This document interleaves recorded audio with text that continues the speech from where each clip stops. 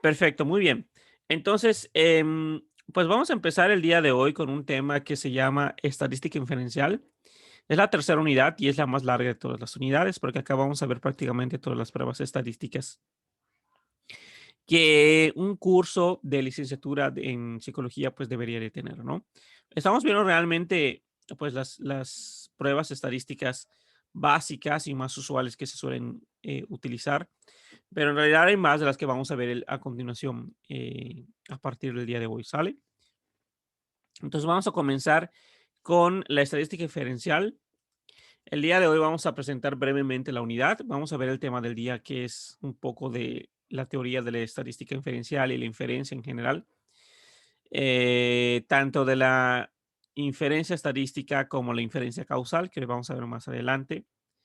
Y bueno, también me permito comentarles que ya subí la información de la actividad de aprendizaje 4, que básicamente es que ustedes hagan una descripción, utilicen los estadísticos descriptivos para descubrir las variables de su proyecto, ¿sale? Ya vamos a reservar un pedacito de la clase igual para hablar acerca de esta actividad y para resolver un poquito de dudas. Bien, la competencia de esta unidad en particular, que es la más larga, es que ustedes aprenden a aplicar las técnicas de estadística inferencial, tanto la paramétrica como la no paramétrica, para que den respuestas a preguntas de investigación psicológica de manera clara y transparente, siguiendo las recomendaciones actuales de ciencia abierta y replicable. ¿Sí? Esa es como que la idea principal de, de la clase. Entonces vamos a comenzar. Bien, acá voy a hablar un poquito de teoría de probabilidad, pero esto nada más es para que tengamos un antecedente y veamos a qué nos referimos cuando hablamos de la distribución normal y otros elementos similares, ¿sale? No es como para que se aprendan toda esta parte, pero es muy importante que la entendamos al menos, ¿ok? En teoría de la probabilidad y estadística, una distribución de probabilidad de una variable aleatoria cualquiera es una función que se asigna a cada suceso definido sobre la variable de probabilidad de que dicho suceso ocurra. Es decir, una distribución de probabilidad simplemente me va a decir cuál es la probabilidad de que algo suceda. ¿Ok? Ese algo va a depender de la variable que yo mida. Si yo estoy midiendo, por ejemplo, el sexo, ¿no? Entonces, pues estaría dando la probabilidad de que en mi base de datos o en la población yo obtenga un dato de hombre o de mujer. Pero si estoy evaluando algo más complicado o alguna variable que puede tomar más valores, como por ejemplo el peso, pues podría dar una probabilidad a que alguien tenga un peso de 60 kilos, de 61 kilos, de 62 y así sucesivamente. También puede decirse que tiene una estrecha relación con las distribuciones de frecuencia, las distribuciones de frecuencia que ustedes vieron en la prepa y que vimos en las clases pasadas, donde a cada evento le tenía una frecuencia de ocurrencia. Bueno, de esa frecuencia es donde se van a obtener también las distribuciones de probabilidad. De hecho, podríamos decir que las distribuciones de probabilidad se pueden entender como una frecuencia, pero una frecuencia teórica, ¿sí? Ya que describe cómo se espera que varíen los resultados en función de cierta distribución específica. Aquí tenemos un ejemplo de una distribución. Estoy poniendo dos ejemplos, ahorita vamos a ver el primero, que simplemente nos enseña la distribución o la frecuencia con la que ocurren ciertos valores. Y acá tenemos un ejemplo más específico. Es la distribución del salario que tienen los habitantes de España, si no me acuerdo, si no me equivoco, en esta gráfica en particular. Entonces tenemos en el eje X, tenemos el sueldo bruto anual de 2017, ¿sí? Que puede ir desde los 0 € hasta más de 100,000 euros. Y en el eje Y, en el eje vertical, podemos ver el número de personas, ¿no? En este caso sería de asalariados, al menos en particular en esta gráfica va desde los 0 hasta los 600,000. Ujú. Y la altura de la gráfica, que es la línea azul, simplemente nos va a decir la frecuencia, la altura, es decir, el número de asalariados que puede tener cierta cantidad de sueldo bruto anual en 2017. Entonces, por ejemplo, el punto más alto que estamos viendo en la gráfica, que es este punto de acá, pues simplemente va a ser el sueldo más frecuente, es decir, la moda. porque es el valor que más se repite. ¿Por qué? Porque es el que tiene la mayor frecuencia. Entonces, acá me está diciendo que la moda o el sueldo más frecuente en particular es de 17.482 euros. Luego seguiría el salario mediano, este que vemos acá. ¿Qué es esto? Pues es la mediana. Quiere decir que a partir de esta línea de acá, aquí estaría el 50% de la población y de ese otro lado el otro 50% de la población. ¿Por qué? Porque la mediana, por definición, está dividiendo a la muestra en exactamente la mitad, ¿se acuerdan? Entonces, el salario mediano es de 19.830 euros. Y luego tenemos el salario medio. ¿Qué es el salario medio? Pues el salario promedio, ¿sí? Que sería este que está acá, de 23.646. Que si nos damos cuenta, está más del lado, en este caso, más del lado derecho. ¿Por qué? Pues porque está sesgado a grandes rasgos. ¿Por qué está sesgado? Bueno, porque pues en algunas situaciones, como en el caso de los salarios, el hecho de que existan súper ricos va a hacer que sesgue el valor. ¿Por qué? Pues porque acá van a estar personas que ganan mucho dinero, como por ejemplo pudiese ser el dueño de Zara, que es la persona más rica de España, pues estaría por acá. Seguramente gana mucho más, seguramente, ¿no? De 100.000 euros al año. Entonces, en este caso, pues acá esta persona y otras personas que ganan más o menos lo mismo, estarían jalando el promedio o lo estarían haciendo verse más arriba de lo que en realidad debería de estar. Pero a grandes rasgos, esta es una distribución de probabilidad eh, empírica porque es de los datos reales. Aquí tenemos otro ejemplo de lo que vendría siendo una distribución de probabilidad, nada más que acá lo conocemos como una pirámide de población. Bueno, una pirámide de población es una distribución de probabilidad, nada más de en vez de verla de manera horizontal, la vamos a ver de manera vertical, ¿sí? Es lo que estamos viendo acá. Entonces, la amplitud que tienen las barritas viene siendo la frecuencia con la que se está dando cada uno de estos rangos de edad, que viene siendo de 0 a 5, de 5 a 10, de 10 a 15, de 15 a 20, y así sucesivamente. Sí, entonces podemos ver, por ejemplo, perdón, que en 1950, si tú agarrabas una persona al azar de todo México, lo más probable es que ibas a obtener una persona, ¿no? Que va de 0 a 10 años. Lo mismo más o menos ocurría en 1970. Era más o menos la misma tendencia. Pero a partir del año 2000 empezó a haber como que un cambio, ¿sí? Empezó a la población a envejecerse y más o menos lo que estamos viendo a continuación en esos años, ¿ok? Pero a grandes rasgos lo que estamos viendo aquí es cómo está creciendo la población, qué tan frecuente es que se dé un intervalo de edad en particular, ¿sí? Y esa va a ser su probabilidad de que se dé. Ahora, existen diferentes tipos de distribuciones de probabilidad. Acá no vamos a verlas todas en este curso, nada más es importante que sepamos que existen varias. Realmente la más importante para nosotros va a ser esta, la distribución normal. Sí, porque va a tener una serie de características que vamos a ver más adelante que nos van a ayudar a hacer cierta inferencia o ciertas inferencias importantes, ¿ok? Pero bueno, es importante saber que existen otros tipos de distribuciones en particular, como la distribución binomial, la distribución de Poisson o la distribución exponencial, ¿sí? Vamos a ver rápidamente cada una de ellas. La distribución binomial a grandes rasgos va a ser un tipo de distribución que consiste en que tú solamente puedes tener dos resultados. De hecho, de ahí viene el nombre binomial, que solamente puede tener dos nombres.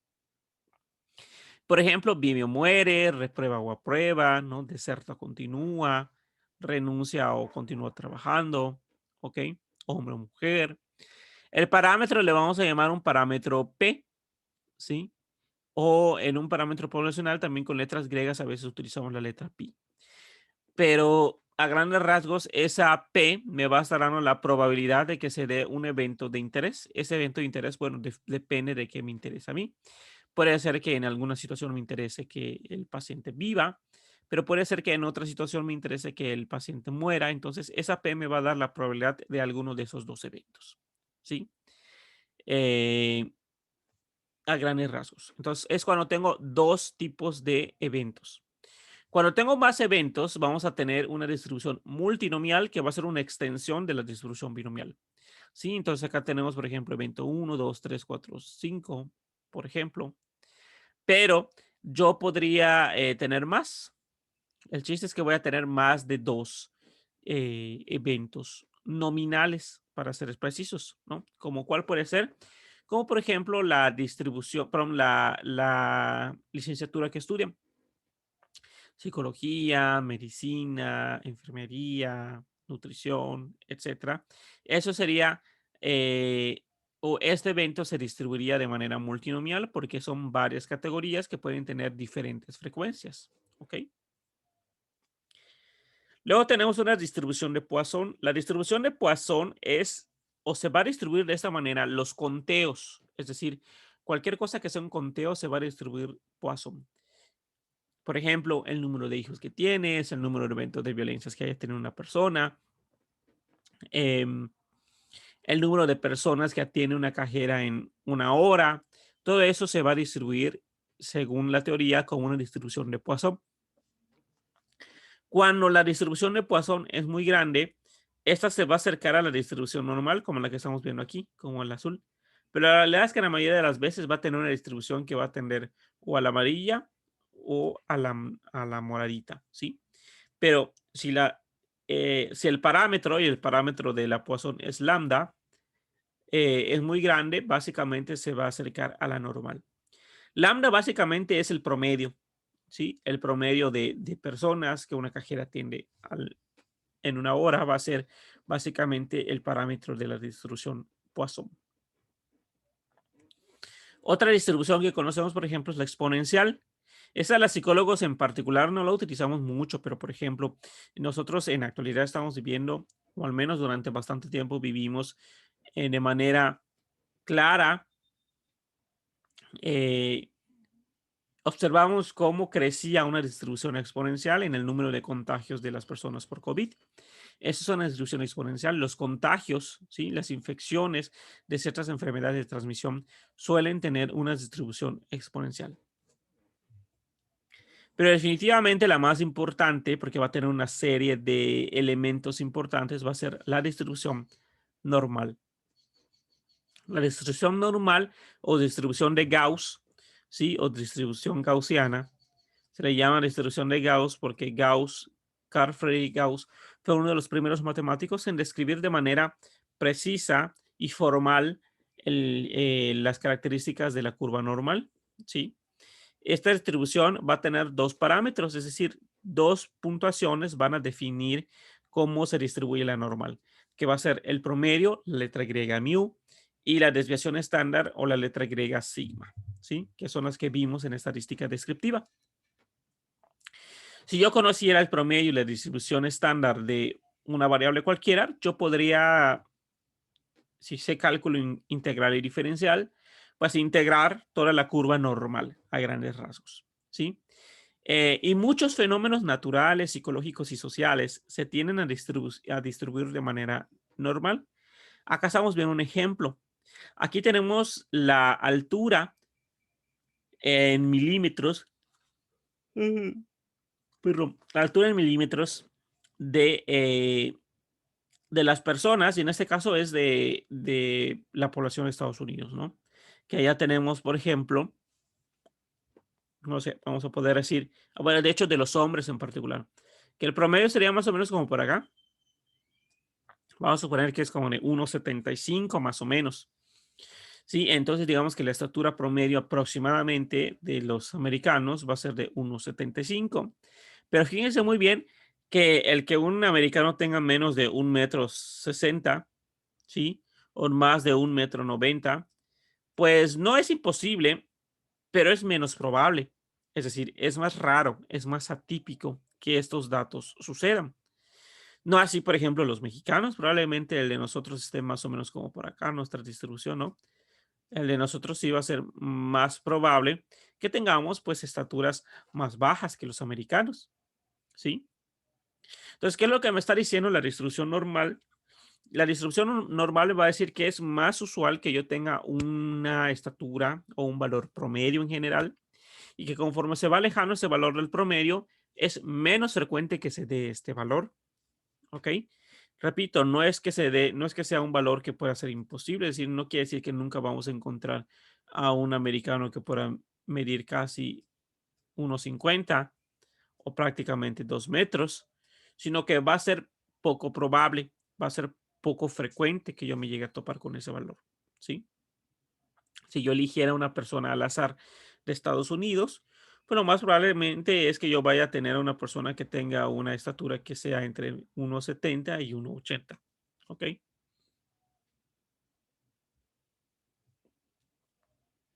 Bien. Como mencionaba, la distribución normal o distribución de Gauss, que tiene esta forma de campana, va a modelar los fenómenos naturales, sociales y psicológicos, porque de manera natural muchos eventos se suelen distribuir de esta manera.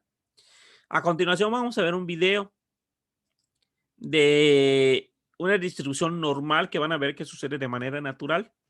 Lo que tenemos en pantalla es lo que se conoce como una caja de Galton. Una caja de Galton es un tipo de dispositivo en la cual está lleno de esferas, que son estas que están aquí, ¿sí? Y que estas esferas van a golpear con una serie de cilindros. Vamos a poner que estos son los cilindros que están en la caja. Entonces, cuando la esfera, vamos a suponer que esta es la esfera, cae en uno de esos cilindros, pues se genera un efecto aleatorio. ¿Por qué un efecto aleatorio? Porque cuando golpea el cilindro tiene el 50% de probabilidad de ir de este lado y un 50% de probabilidad de ir de este otro. Cuando vuelve a tocar este cilindro, vuelve a tener otro 50% de probabilidad y otro 50%, y así sucesivamente, ¿sí? De tal manera que esto va a generar un efecto aleatorio. Entonces vamos a ver qué sucede o cómo se distribuye este fenómeno. Prestemos atención.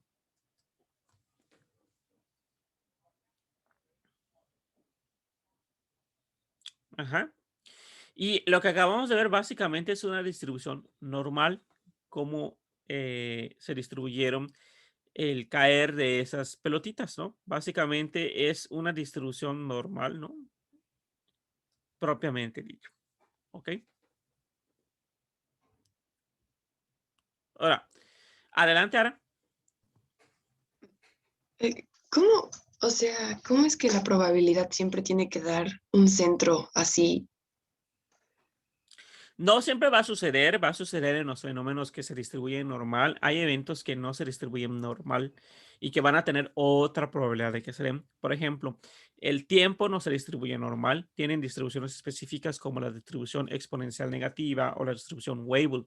Pero en Ok. estos eventos en particular que acabas de ver, el proceso aleatorio de que golpee las bolitas es lo que hace que se vaya hacia un lado o hacia otro.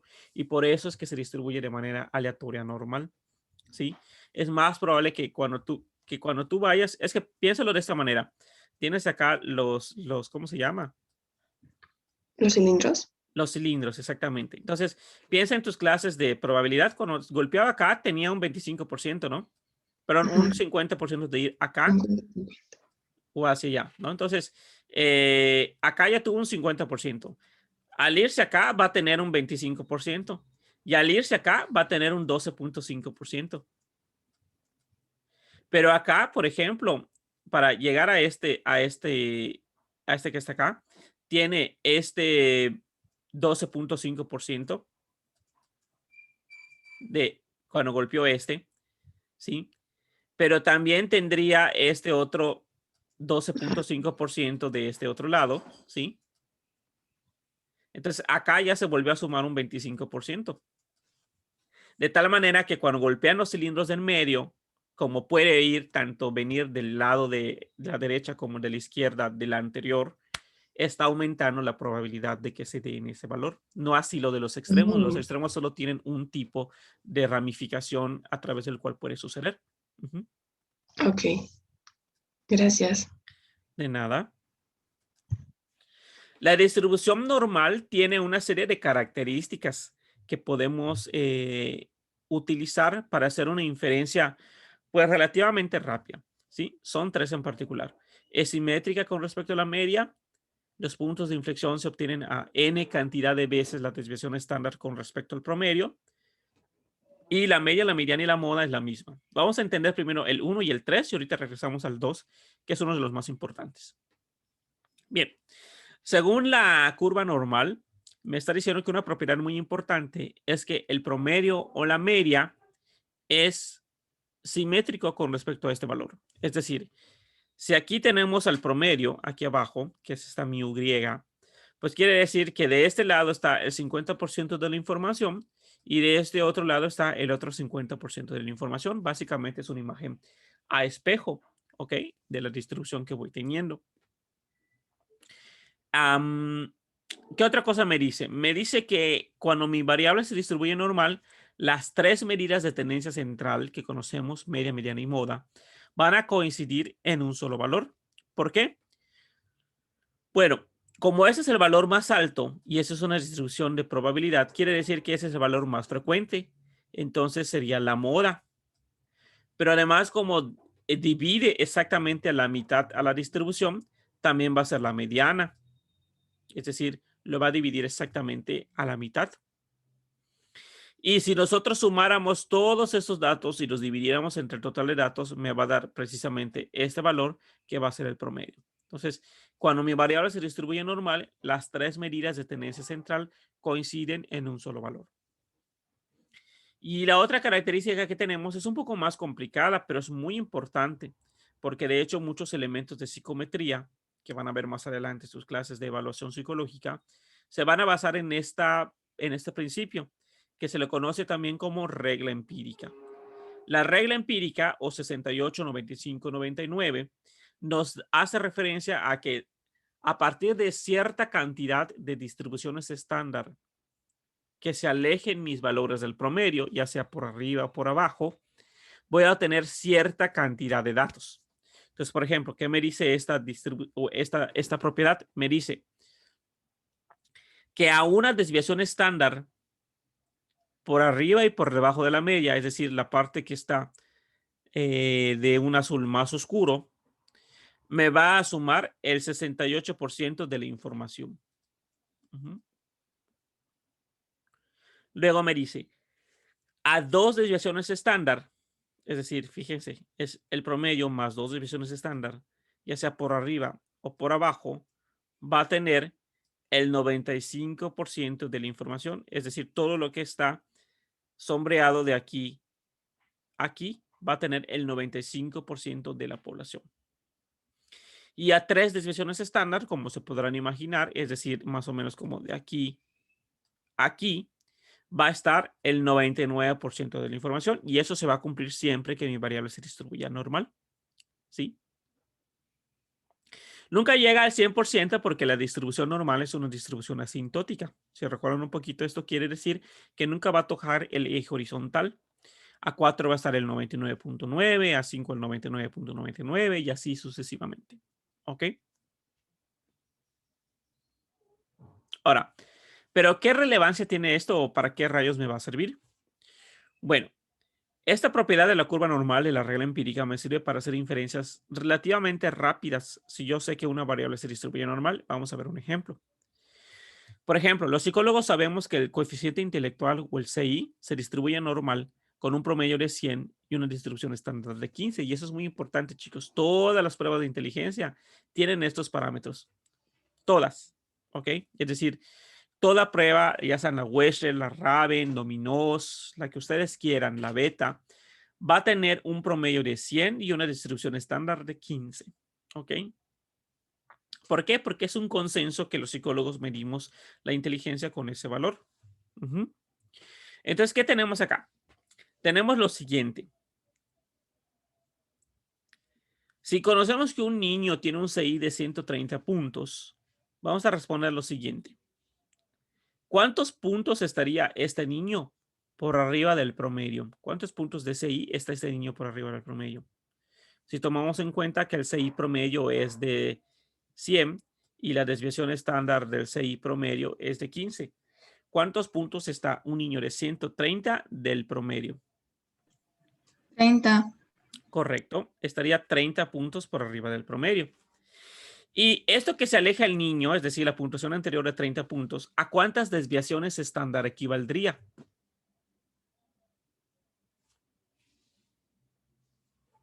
Si ya sabemos que una distribución estándar promedio es de 15 puntos. ¿A cuánto equivale? A 2. A 2, exactamente. Quiere decir que un niño que tiene un CI de 130 puntos está 2 desviaciones estándar por arriba del promedio, ¿sí? Entonces vamos a hacer lo siguiente. Voy acá a dibujar rápidamente una distribución normal, ¿sí? Acá sería el promedio. Y acá es 1, 2, 3 desviaciones, 1, 2, 3 desviaciones, ¿no? Entonces acá sería 100. Ajá. Una desviación estándar por arriba, pues sería 115. 2 sería 130. 3 sería 145. ¿De dónde están saliendo estas puntuaciones? Simplemente le estoy sumando la cantidad de desviaciones. Lo mismo sería del otro lado, nada más que en vez de sumar, restando. Sería acá 85, 70 y 55. Entonces, este niño estaría 1, 2 desviaciones estándar por arriba del promedio. Este niño estaría acá, ¿sí? Y quiere decir que este niño se aleja 2 desviaciones estándar por arriba del promedio. Lo mismo pasaría, por ejemplo, adelante, Ara. No entendí muy bien lo de la desviación estándar. La O sea, ¿por qué desviación, son dos? ¿por qué? ¿Cómo? ¿Por qué son dos? Porque este niño se aleja 130. 130, ¿cuántos se aleja del promedio en cuántos puntos? A 30 puntos. 30. ¿A cuántas desviaciones estándar equivale eso entonces? Si una distribución estándar vale a 15, Ok, ok. se está alejando 2. Básicamente es dividir esto entre la desviación estándar. Y te va a dar el número de desviaciones estándar que se aleja. ¿Ok? Ya. Y lo mismo ocurriría, por ejemplo, si yo tengo un niño que tiene un CI de 70, pues va a suceder exactamente lo mismo, pero al revés. Este niño se va a alejar también 30 puntos, pero hacia abajo, y 2 desviaciones estándar, pero hacia abajo del promedio. Es decir, este niño estaría acá. Digamos que un segundo niño Y va a estar acá. ¿Ok? ¿Qué quiere decir esto? Bueno, estos dos niños, ¿sí? Que están, digamos que mero en el punto de donde estoy haciendo, donde estoy dibujando todo esto de amarillo. Según la regla empírica, esto que estoy pintando de amarillo representa el 95% de la población. Y lo que no está pintado de amarillo, por lo tanto, va a ser el complemento. Es decir, si ese es el 95%, ¿cuánto falta para llegar al 100? 5. El 5%. Pero además, por definición, por regla, por característica de la normal, es simétrica. Quiere decir entonces que acá va a estar el 2.5% de la población y acá va a estar el 2.5% de la población. ¿Ok? Entonces, de antemano yo ya sé que esos dos niños se salen para comenzar del 95% de la población. ¿Sí? Es decir, que tiene valores de SI, pues en el caso 1 atípicamente alto y en el caso 2 atípicamente bajo.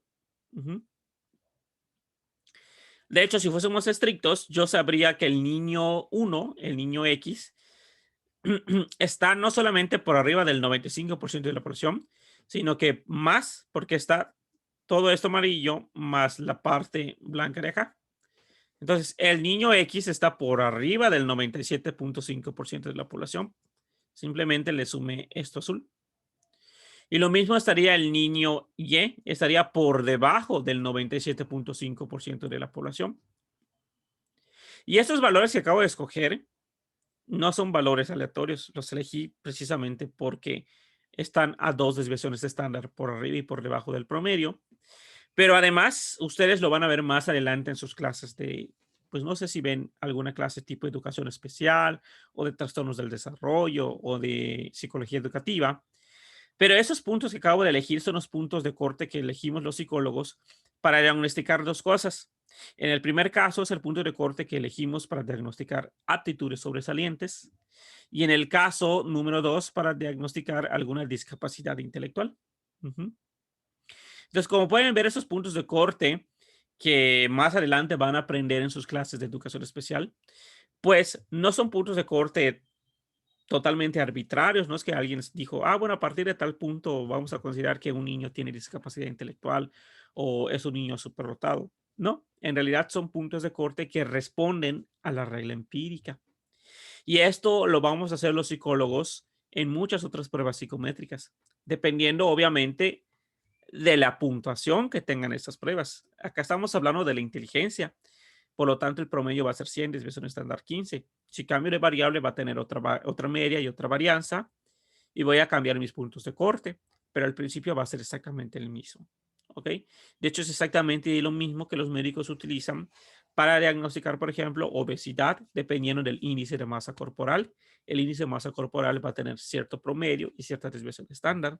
Y a partir de cierta cantidad de desviaciones estándar, ellos empiezan a diagnosticar la obesidad. Obesidad tipo 1, tipo 2, tipo 3, etcétera.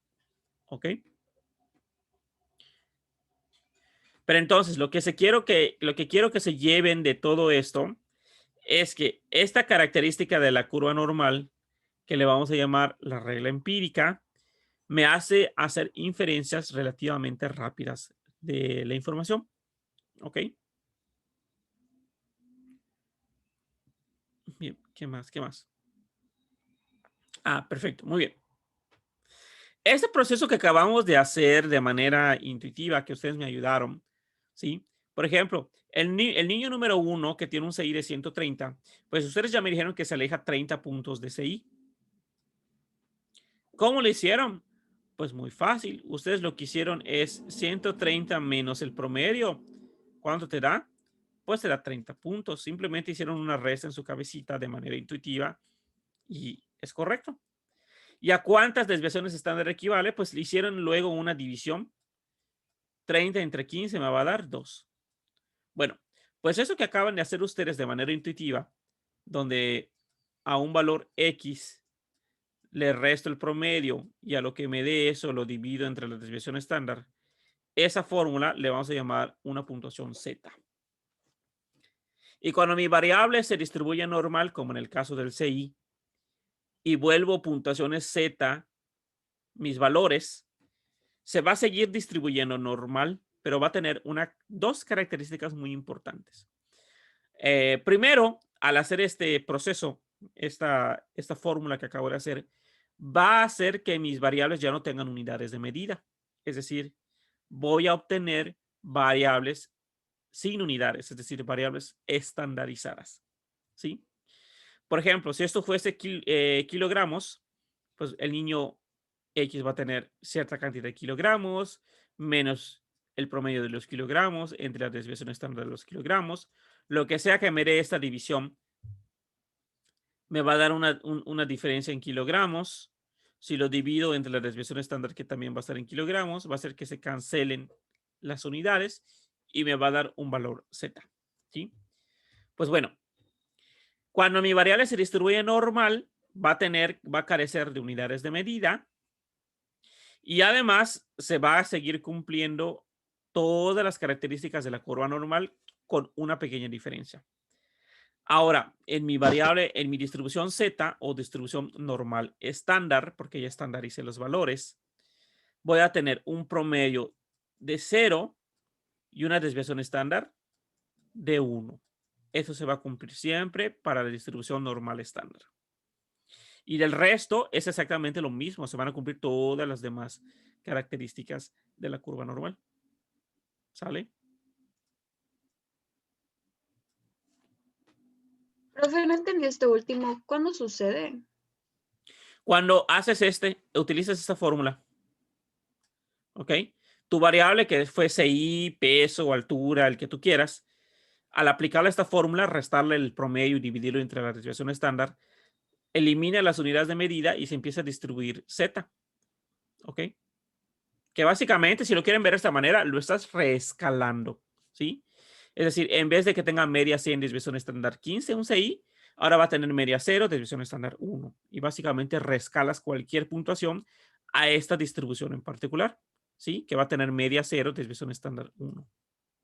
¿Sale? Más o menos. Sí, profe. Entonces, la puntuación Z, como le estaba diciendo, elimina las unidades de medida. Si la variable se distribuye normal, va a continuar distribuyéndose normal. ¿Sí? Pueden seguir utilizando las propiedades de la normal para identificar cierto valor. Vamos a ver un ejemplo breve, gracioso, creo yo. Esta la busqué en un libro y me gustó mucho. Dice, fíjense muy bien, dice. La duración de los embarazos se distribuye normal con un promedio de 268 días y una desviación estándar de 15 días.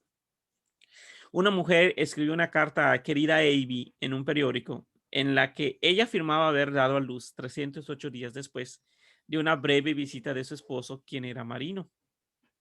¿Cuál sería la probabilidad aproximada de que un embarazo dure 308 días o más? Es decir, estamos probando la probabilidad de que sea hijo de su esposo.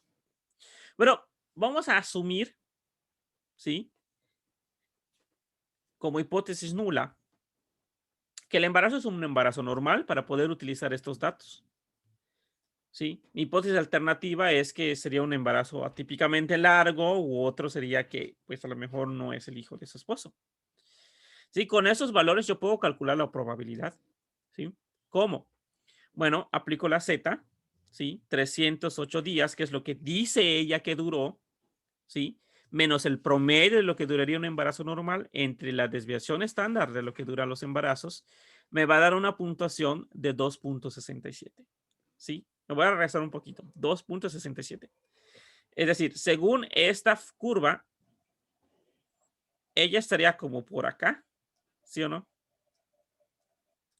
Es decir, de antemano, por características de la distribución normal, nosotros ya sabemos que según lo que dice esa señora, se sale 2 desviaciones estándar por arriba, entonces debería estar, su embarazo es atípicamente largo, se sale del 95% de la población. Y si somos precisos, como es solamente el de este lado, le puedo sumar el 2.5% de este lado. Y podría incluso afirmar que el embarazo es más tardado que el del 97.5% de la población. Entonces, pues es un embarazo atípicamente largo. ¿Sí? Duró bastante más de lo que esperaríamos que dure un embarazo. ¿Sí? De hecho, si somos estrictos, duró 40 días más. ¿Sí? Básicamente un mes y un poquito más, 10 meses, no, 10 días de lo que duraría un embarazo. Podríamos calcular la probabilidad exacta, ¿sí? Es decir, al tener la curva normal, el software lo que va a hacer es decirme, ok, este punto, ¿cuál es la probabilidad exacta? Pues va a calcular el porcentaje que hay en esta parte, se detiene aquí y te dice, bueno, la probabilidad es de X probabilidad, ¿no? Es lo que va a hacer el software a grandes rasgos. Entonces te va a decir que la probabilidad de tener este embarazo pues va a ser de menos del 5%, porque según lo que calculamos debería de ser incluso menos del 2.5% de la población. Uh-huh. De la desviación estándar, o sea, de los 15 serían 2.5 igual, ¿no? Un poco más pequeño incluso, ¿sí? Porque de hecho se aleja 2.67 de la distribución estándar, ¿sí? Es decir, si me regreso un poquito, 2.5 estaría exactamente acá, en una distribución estándar de 2.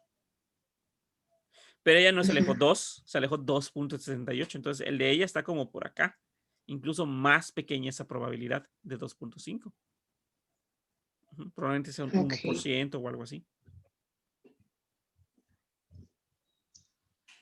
En la antigüedad, antes eso lo calculábamos a partir de una tabla de curva normal, que es como la que estamos viendo en pantalla. ¿Sí? Estas tablas que teníamos, no sé si alguien de ustedes utilizó o aprendió a utilizar esta tabla, pero en realidad no era muy complicado. Realmente estaban dando una probabilidad. Vamos a suponer que me dieron una probabilidad de 1.28. Perdón, 1.28. Entonces, esta tabla en el eje vertical, ¿sí? Me daba los primeros dos valores. Y en el eje horizontal me estaba dando el último valor, que en este caso sería 0.08, porque es para que sume 1.28, ¿no? Entonces me estaría dando este valor de acá, que sería todo esto de acá. Entonces tú buscabas dónde se cruzaba. Acá buscábamos, acá buscábamos el 1.2, que es este que está acá. Luego arriba buscamos el punto 0.8, que es acá. Y donde se intersectaban, te estaba dando la probabilidad exacta. ¿Ok? Entonces así podríamos hacer con el que acabamos de calcular. Si tiene una probabilidad de 2.68, iba a mi tabla de distribución normal. Buscaba en el eje vertical el 2.6 y en el eje horizontal el punto 0.8. Y donde se intersecten esos dos, allá me iba a dar la probabilidad exacta de que un embarazo dure 308 días. ¿Ok?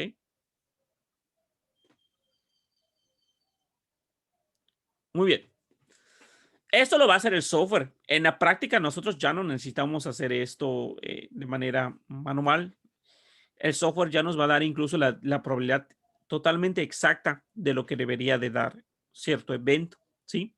Pero eso nos va a llevar a un concepto muy importante, la significancia estadística, ¿sí? ¿Qué es la significancia estadística? Pues simplemente me va a decir la probabilidad de que un evento se deba al azar. Es decir, que un evento cualquiera se dé al azar, ¿sí? Entonces, por ejemplo, en el caso de los embarazos ya sabemos que el promedio de duración es de 268 días. Entonces, que un embarazo dure 270 días, 2 días más, pues es altamente probable, ¿sí? Pero que dure 308 días es poco probable. Y eso que se dé por el mero azar no es algo debió haber pasado allá, ¿sí? Lo más probable es que no sea esposo, no sea hijo de su esposo, ¿no? Por ejemplo. Pero eso es a lo que, a lo que nos referimos con que algo sea estadísticamente significativo. Es decir, que sea algo que no se dé por el mero azar. En la práctica, nosotros tenemos ciertos puntos de corte para determinar si algo se da o no se da por el azar, ¿sí? Y a este le vamos a llamar una región de rechazo, que es la parte roja que estamos viendo en la gráfica de acá abajo. Si cae en la parte roja, cae en la parte de la región de rechazo y vamos a rechazar que se deba al azar. ¿Ok? Si cae en la parte blanca, pues es altamente probable que así suceda y entonces pues no lo podemos rechazar que se haya debido al azar. ¿Ok? El punto exacto donde decidimos que inicia la parte roja y termina la parte blanca le vamos a llamar un alfa, que es donde me va a decir dónde inicia la región de rechazo, ¿sí? Y este alfa lo ponemos en un lenguaje de probabilidad. Te va a dar una probabilidad.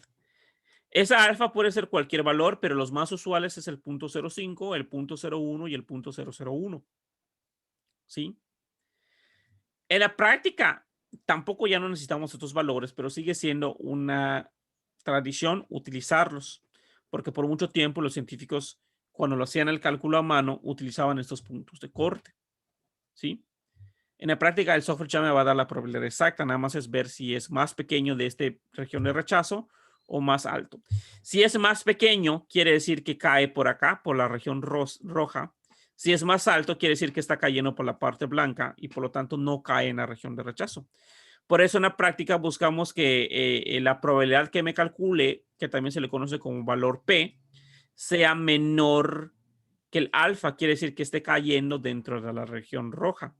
Porque si el valor fuese mayor que el alfa, estaría cayendo en la región blanca y quiere decir que no puedo rechazar que mi valor o mi situación se deba al azar. Es decir, que un embarazo dure 270 días, probablemente va a caer dentro de la región blanca. Entonces no puedo rechazar que sea un embarazo común y corriente porque es altamente probable que dure 270 días.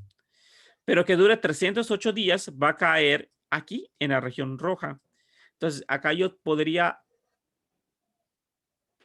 pues rechazar que se trate de un embarazo común y corriente. Entonces algo debe haber pasado allá porque es un poco frecuente que dé 308 días. ¿Ok?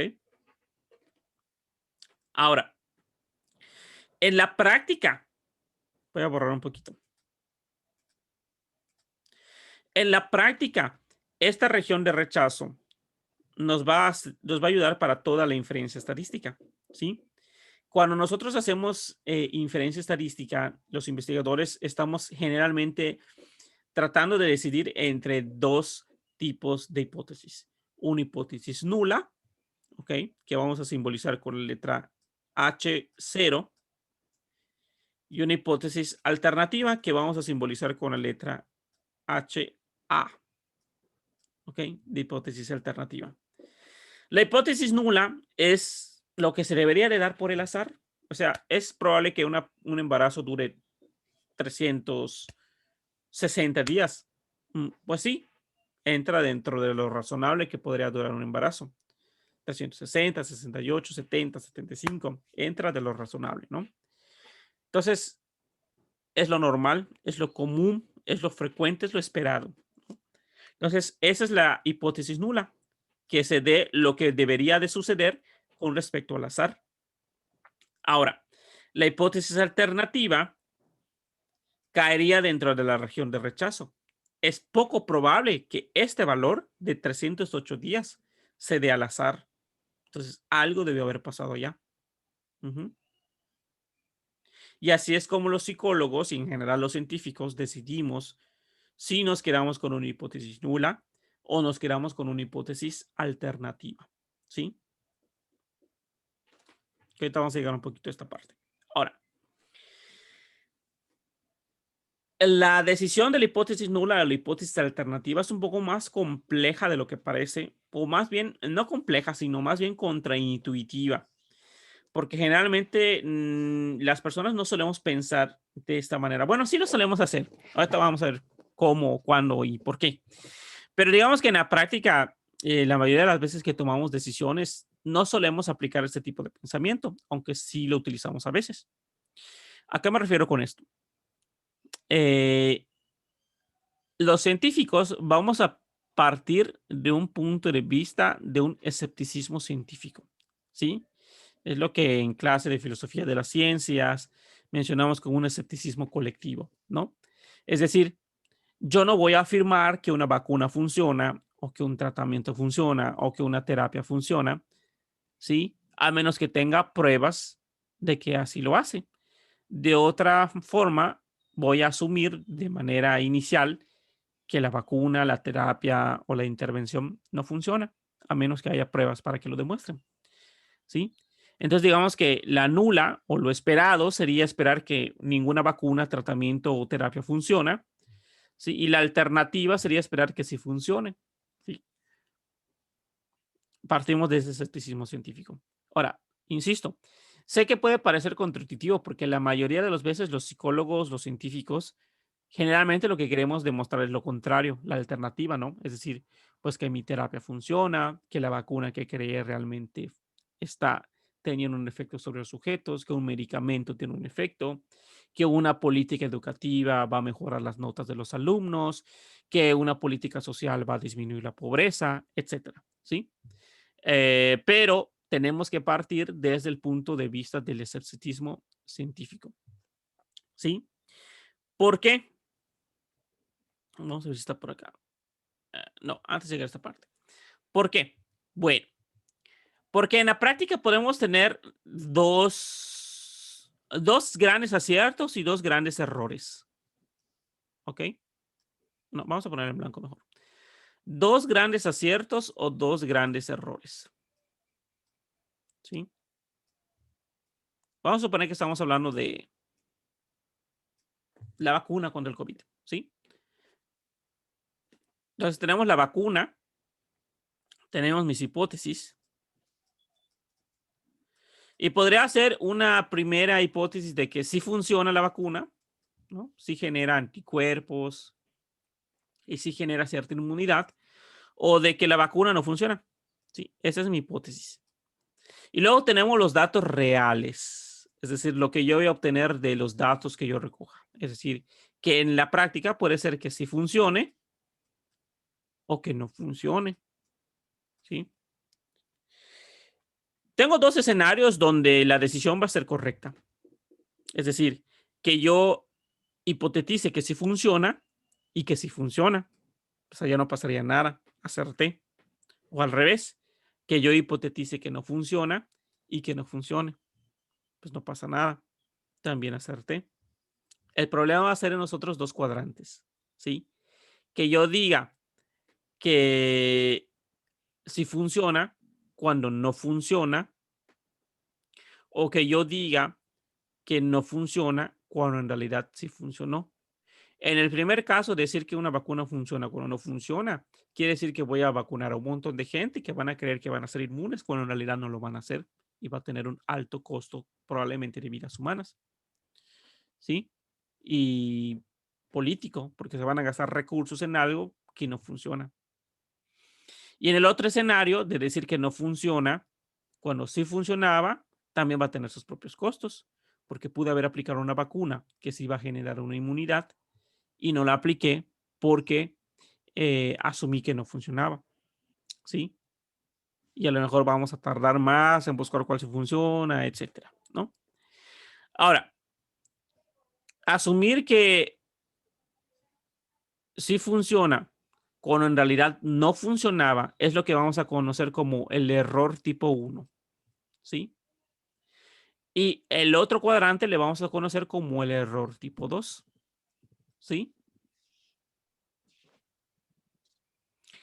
El error tipo 1, ¿sí? El decir que sí funciona cuando en realidad no funcionaba, este es el que va a tratar de reducir la región de rechazo, ¿sí?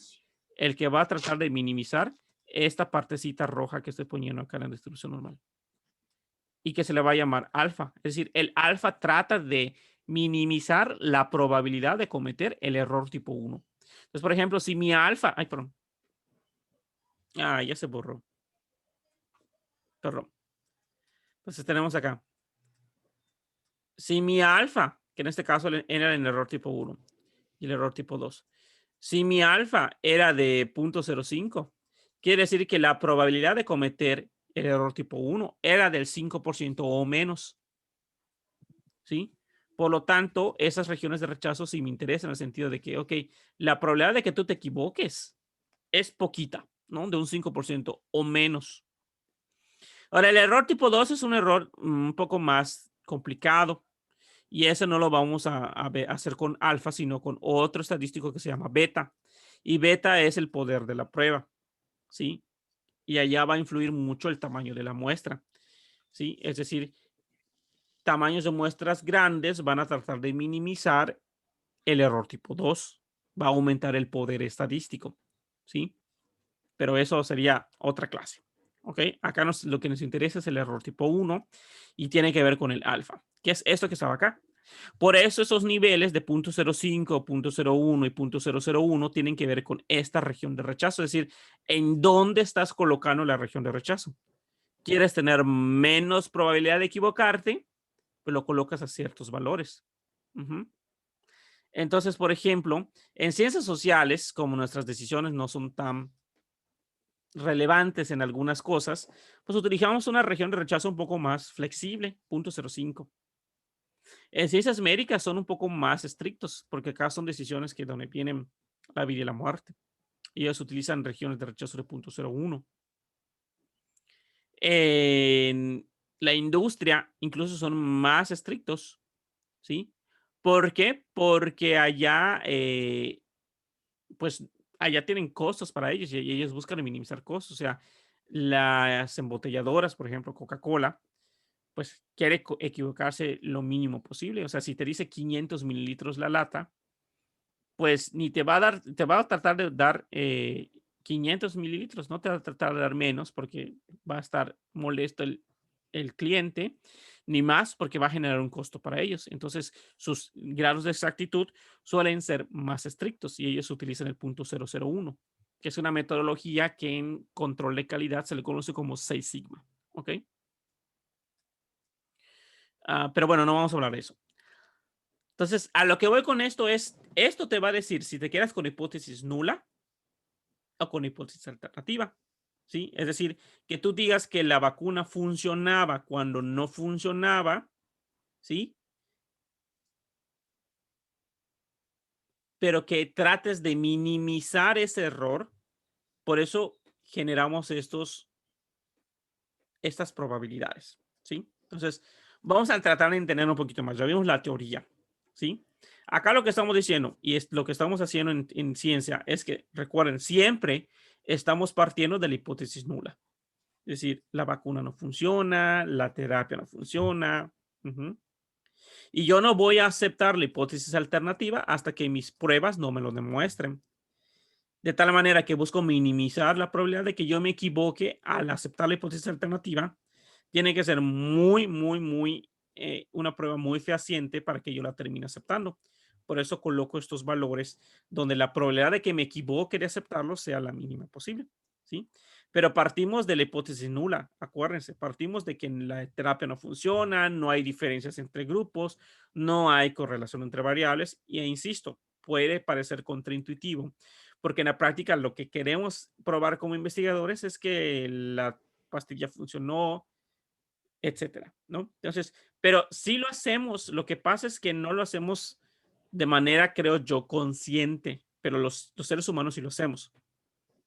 Es lo que en lógica se conoce como reductio ad absurdum, es decir, reducir al absurdo, es decir, aceptar una hipótesis poco plausible para que mis datos me demuestren que esta hipótesis, con los datos que tengo, es poco probable que se soporte y por lo tanto me quedo con la otra hipótesis, ¿sí? Entonces vamos a poner un ejemplo, ¿ok? Vamos a suponer que, a ver, vamos a utilizar a Tony. Tony como ejemplo. Tony, cualquier parecido con la realidad es una coincidencia el ejemplo que voy a decir a continuación. No se preocupe, adelante. Vamos a suponer que Tony tiene su novia, ¿no? Y su novia de Tony, pues Tony sospecha, ¿no? Tiene como que su mejor amigo. Ella dice que es su mejor amigo gay, pero pues los ve así como que muy cariñosos, les manda mensajitos, son muy confidentes, ¿no? Pero pues como Tony es una persona emocionalmente estable, pues él no va a andar allá de tóxico y celoso todo el día. Entonces él va a decir, ok, vamos a suponer que lo estoy inventando todo, ¿no? Mi novia me es fiel, 100%. Pero entonces Tony tiene esta hipótesis, ¿no? Tiene dos hipótesis. Una hipótesis nula, mi novia me es fiel. Mi hipótesis alternativa es que me es infiel con su mejor amigo. Tony está pasando desde un punto de escepticismo. Mi novia me es fiel, ¿sí? Pero entonces empieza a encontrar pruebas, ¿no? Como que, no lo sé, como que mensajes muy cariñosos, muy subidos de tono, los encuentra muy abrazaditos a veces, ¿no? Empieza incluso a notar un distanciamiento emocional con respecto a Tony, ¿no? Entonces, ¿cuál es la probabilidad de que su novia le sea fiel con toda esta evidencia en contra? Pues sería muy pequeña esa probabilidad, ¿sí o no? Entonces Tony no va a tener otra opción más que rechazar la hipótesis de que su novia le es fiel y aceptar la hipótesis alternativa de que su novia la está engañando, ¿sí? Entonces, por ejemplo, lo que él podría hacer es utilizar el reductio ad absurdum para confrontarla, ¿sí? Es decir, ¿sabes qué? Yo creo esto. Y ella le va a decir, lo va a negar, ¿no? No, no, que no sé qué. Yo, yo te soy fiel, ¿no? Y él va a decir, ok, va, te lo compro. Hipótesis nula, ¿ok? Me quedo con la hipótesis de que es fiel. Entonces, si es tu novia, le va a confrontar. Si es fiel, entonces, ¿por qué le enviaste tu pack? ¿No? Entonces, y allá se desmorona todo el argumento. Entonces, la probabilidad de que suceda este evento, asumiendo que la hipótesis nula es real, es poco probable. Y por lo tanto, rechazo la hipótesis nula y me quedo con la alternativa. Entonces, ustedes usan el reductio ad absurdum en su vida cotidiana, sobre todo cuando hacen ese tipo de confrontamientos, donde ustedes ya saben la respuesta, pero aún así quieren ver qué es lo que va a decir la persona, ¿no? Y en ciencia hacemos lo mismo, ¿sí? En ciencia lo que estamos haciendo es, voy a asumir que el programa no funciona, que la terapia no funciona, pero con todos los datos que estoy teniendo de las mejorías que están teniendo los pacientes, las personas, etcétera, va a ser poco probable, ¿sí? Que eso se cumpla. Entonces rechazo la hipótesis nula y me quedo con la hipótesis alternativa de que el programa y todo lo demás sí funciona, ¿sí? Entonces, por eso partimos de la hipótesis nula y utilizamos esas regiones de rechazo que tanto vemos acá. En la práctica, rápidamente, nada más para resumir brevemente todo lo que ya dijimos. En la práctica, el software más bien me va a calcular una probabilidad, que es este valor P, se le llama valor P, o esta P significa probabilidad, valor de probabilidad, o significancia. En algunos softwares se les llama significancia, ¿ok?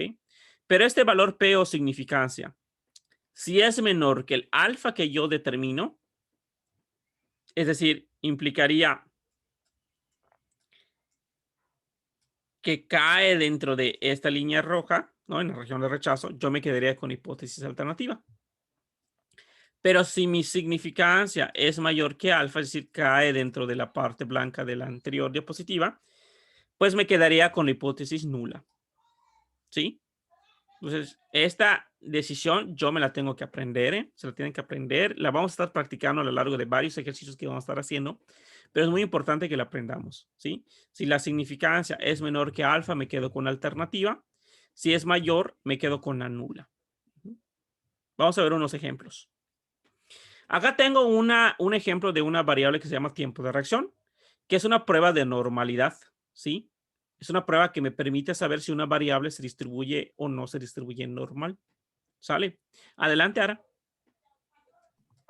Profe, perdón, antes de que sigamos avanzando, entonces, cuando la significancia es mayor al, Al alfa.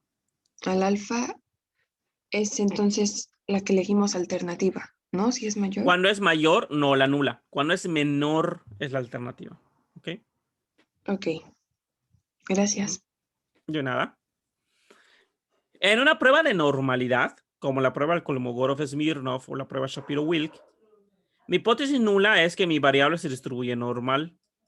Y la hipótesis alternativa es que no se distribuye normal. Puede tener cualquier otro tipo de distribución, pero normal no es. ¿Ok?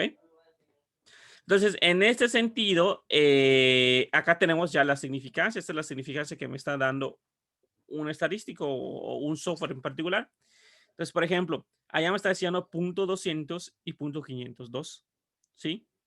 Allá lo tengo que contrastar con mi alfa. Si no me dicen un alfa, chicos, yo voy a asumir el alfa común y corriente de 0.05.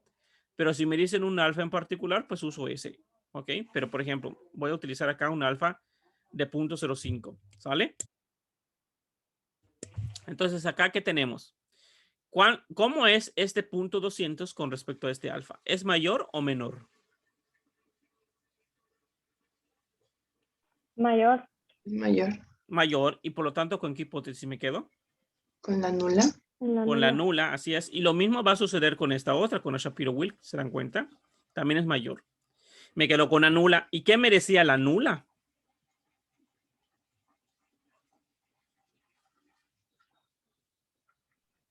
Es la probabilidad de 95. No, está acá. La nula es una afirmación específica. ¿Qué es lo que me está diciendo la nula?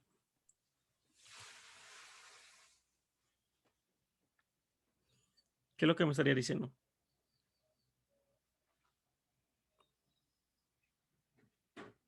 Que es una normal, o sea, estándar. Es decir, que mi variable, en este caso tiempo de reacción, se distribuye normal. ¿Ok? Y acá puse un gráfico nada más para ilustrarlo. Ese es un gráfico de QQ, que es un gráfico de distribución normal, si se acuerdan. Acá, a grandes rasgos, si los puntos se parecían a la línea diagonal, la variable se distribuía normal, que es más o menos lo que está sucediendo aquí. Vamos a ver un segundo ejemplo. Aquí tenemos otra variable que se llama dosis. Misma prueba, es una prueba de normalidad, misma hipótesis, por lo tanto. La hipótesis es que mi variable se distribuye normal. Hipótesis alternativa es que mi variable no se distribuye normal, ¿no? Acá tengo entonces estas significancias. ¿Cómo es con respecto a un alfa? No me dicen alfa, entonces asumo 0.05. Entonces, ¿cómo es esta significancia? ¿Es mayor o menor que mi alfa? Menor. Menor, y por lo tanto, ¿con qué hipótesis me quedo? Con la alternativa. Ujú, con alternativa. ¿Y qué me dice la alternativa? Que no es una normalizada estándar. Ok, que mi variable no se distribuye normal. Así es. Y lo podemos ver nuevamente en el gráfico. Cucú. O sea, fíjense cómo claramente esta variable no se distribuye para nada normal, ¿sí? O sea, no se parece para nada a la línea diagonal. Entonces, así es como yo llego a estas conclusiones estadísticamente hablando. Lo vamos a ver con más ejemplos, pero acá lo que me interesa en particular por el momento es que aprendan a identificar a partir del nivel de significancia si se quedarían con hipótesis nula o con hipótesis alternativa. Entonces, brevemente, vamos a ver. A ver, Antonio, para una significancia de 0.154, considerando un alfa de 0.05, ¿con qué hipótesis te quedarías? ¿Con la nula o con la alternativa? ¿Con la alternativa? No, con la nula, porque es mayor que 0.05. Ujú. A ver, vamos con Isa. Isa Pons, vamos a ver. La segunda, con una significancia de 0.002, considerando una alfa de 0.01, ¿con qué hipótesis te quedarías, Isa? ¿Con la nula o con la alternativa? Alternativa, ¿no? ¿Por qué, Isa? Porque .002 es menor que .01. Correcto, te quedarías con la alternativa. Muy bien. Vamos con Alexa Peniche. Alexa, el ejemplo número 3, que dice una significancia de 0.032 para un alfa de 0.01. ¿Con qué hipótesis te quedas? ¿Con la nula o con la alternativa?